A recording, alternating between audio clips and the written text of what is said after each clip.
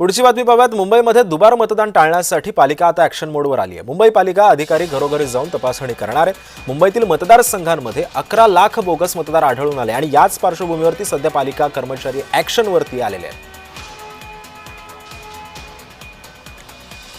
मी पुन्हा एकदा शुभम तुझ्याकडे येतोय। माझा सहकारी शुभम उमाळे माझ्यासोबत आहे। शुभम, आपण बघितलं असेल तर दुबार मतदारांची ओळख पटवण्यासाठी अनेकदा म्हणजे हा मुद्दा प्रकर्षामध्ये आणला, तो म्हणजे अर्थातच महाविकास आघाडी आणि राज ठाकरेंनी।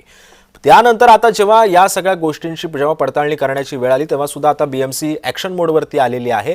कशा पद्धतीनं हा सगळा प्रचार करणार आहेत आणि नेमकं काय काय होऊ शकतं या सगळ्या पार्श्वभूमीवरती?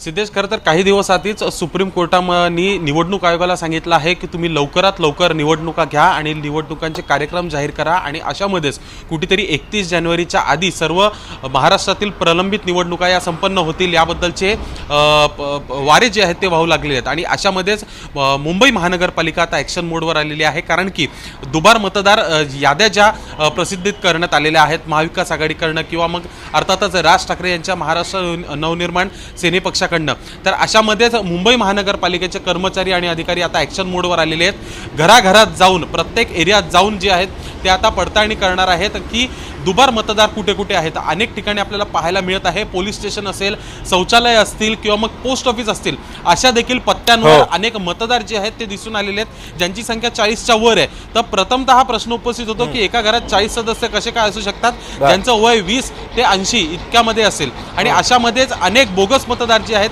ते देखील समोर दिसून येत आहेत। आणि त्यामुळे आता या सगळ्या बोगस मतदारांवरती नेमकी पालिका काय ॲक्शन घेते आणि याचा सगळा नेमका कसा पर्दाफाश केला जातो हे सुद्धा पाहणं महत्त्वाचं ठरणार आहे।